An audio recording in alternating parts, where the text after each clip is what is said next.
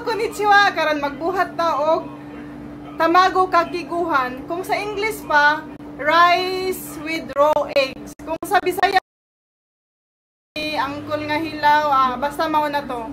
So, sayon ra no. Pero di ay kay maglungag ta.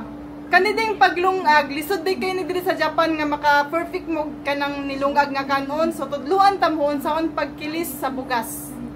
Inganiyon siya pagkilis, guys. Gamay pa ang tubig. Dahil ikaduha. Butangan na po na itong tubig gamay. Inganiyon lang yapon. Masimason lang yapon. Maragsi angkol ba yung... Ato na siya itakang. Mikos-mikos lang, guys. Lamigin siya pamahaw. Pamahaw sa mga hapon. Tamago kakiguhan.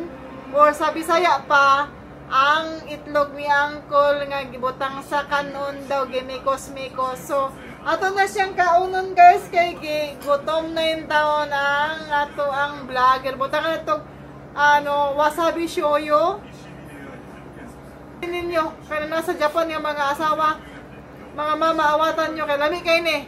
Mas, ano kayo?